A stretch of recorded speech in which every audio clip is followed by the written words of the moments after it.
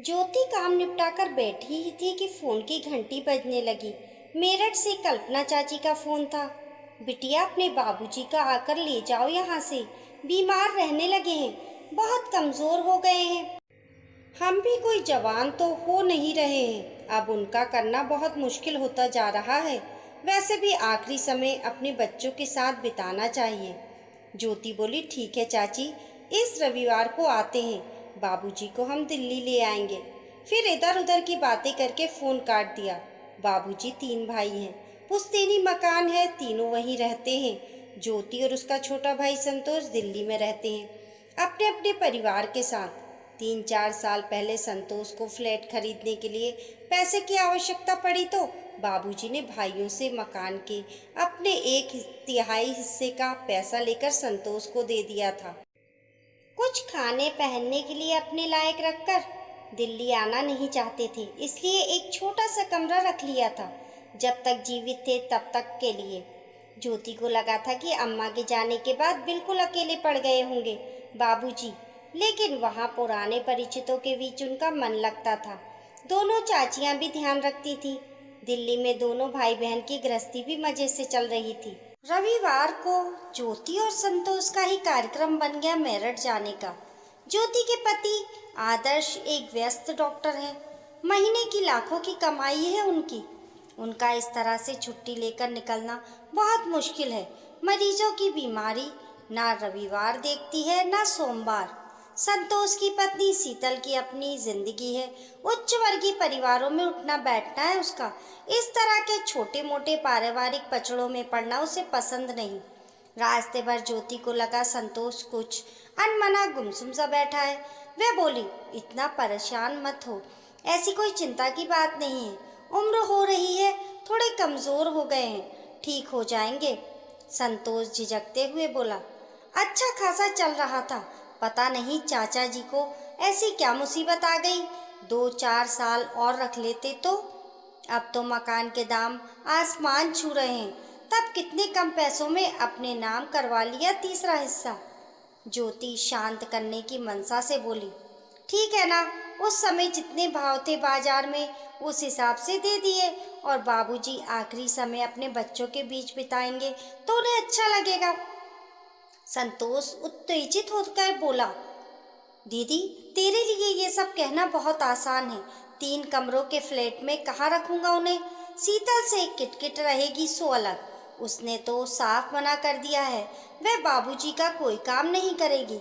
वैसे तो दीदी, लड़कियां हक मांगने तो बड़ी जल्दी खड़ी हो जाती हैं, करने के नाम पर क्यों पीछे हट जाती हैं। आजकल लड़कियों की शिक्षा और शादी के समय में अच्छा खासा खर्चा हो जाता है। तू क्यों नहीं ले जाती बाबूजी को अपने घर, इतनी बड़ी कोठी है, जीजाजी की लाखों की कमाई है। ज्योति को संतोष का इस तरह बोलना ठीक नहीं लगा। पैसे लेते हुए कैसे वादा कर रहा था बाबूजी से, आपको किसी भी वस्तु की आवश्यकता हो आप निसंकोच फोन लगा देना, मैं तुरंत लेकर आ जाऊंगा। बस इस समय हाथ थोड़ा तंग है। नाम मात्र पैसे छोड़े थे बाबूजी के पास, और फिर कभी फटका भी नहीं उनकी सुध लेने। ज्योति ने कहा, तू चिंता मत कर, मैं ले जाऊंगी बाबूजी को अपने घर। सही है, उसे क्या परेशानी, इतना बड़ा घर, फिर पति रात दिन मरीजों की सेवा करते हैं, एक पिता तुल्य ससुर को आश्रय तो दे ही सकते हैं।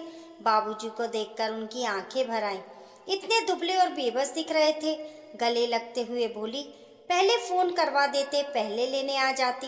बाबूजी बोले, तुम्हारी अपनी जिंदगी है, क्या परेशान करता, वैसे भी दिल्ली में बिल्कुल तुम लोगों पर आश्रित हो जाऊंगा। रात को डॉक्टर साहब बहुत देर से आए, तब तक पिता और बच्चे सो चुके थे। खाना खाने के बाद सुकून से बैठते हुए ज्योति ने डॉक्टर साहब से कहा, बाबूजी को यहाँ मैं ले आई हूँ। संतोष का घर बहुत छोटा है, उसे उन्हें रखने में थोड़ी परेशानी होती।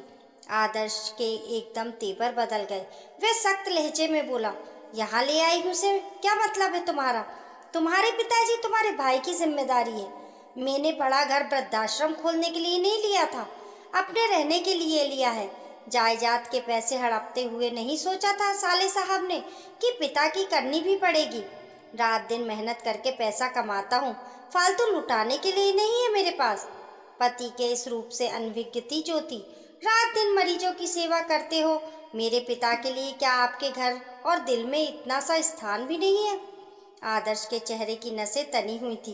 वे लगभग चीखते हुए बोला, मरीज बीमार पड़ता है, पैसे देते हैं ठीक होने के लिए, मैं इलाज करता हूँ, पैसे लेता हूँ। ये व्यापारिक समझौता है, इसमें सेवा जैसा कुछ नहीं है। यह मेरा काम है, मेरी रोजी रोटी है। बेहतर होगा तुम एक दो दिन में अपने पिता को संतोष के घर छोड़ाओ।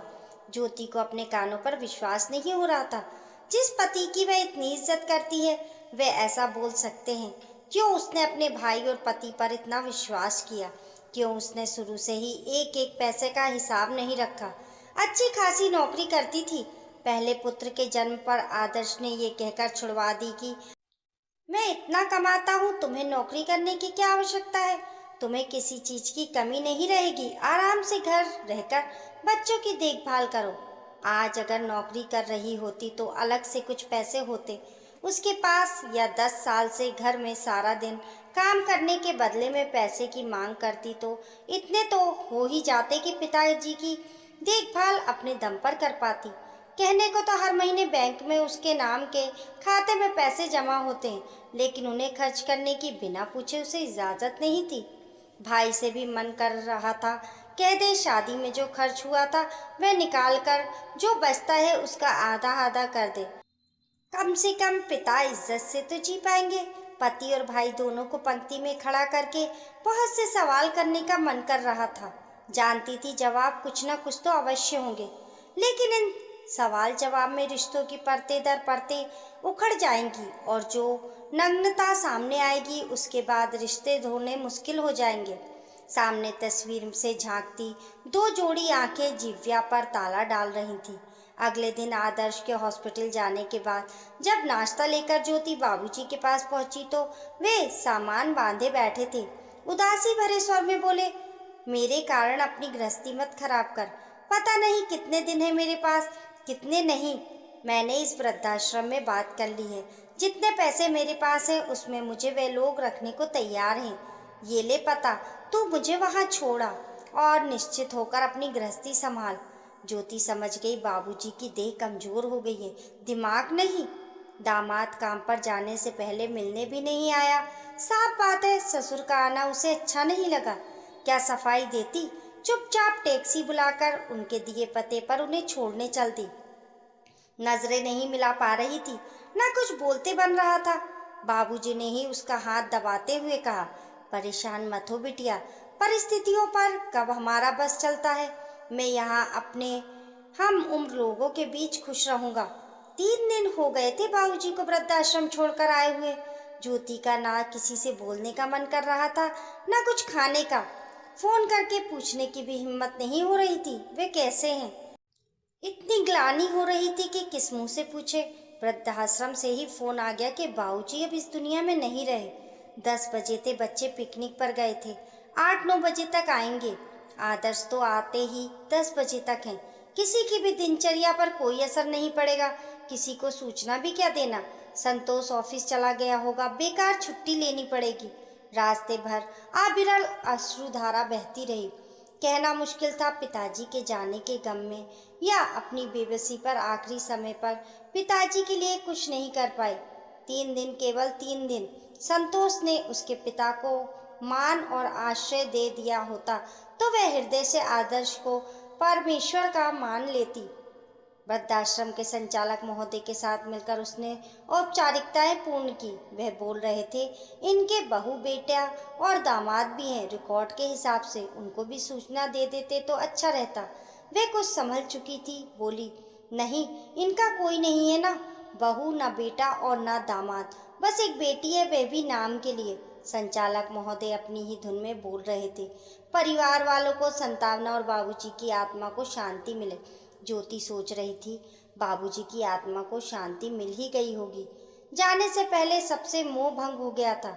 समझ गए होंगे कोई किसी का नहीं होता, फिर क्यों आत्मा अशांत होगी। हाँ, परमात्मा उसको इतनी शक्ति देगी किसी तरह वह बहन और पत्नी का रिश्ता निभा सके। शायद ही कोई इसे पढ़े, फिर भी एक उम्मीद के साथ। आपकी इस कहानी के बारे में क्या राय है, हमें कमेंट करके ज़रूर बताइए। कहानी पसंद आने पर लाइक और शेयर करें। चैनल को सब्सक्राइब करना ना भूलें। मिलते हैं फिर एक नई कहानी के साथ, तब तक के लिए नमस्कार।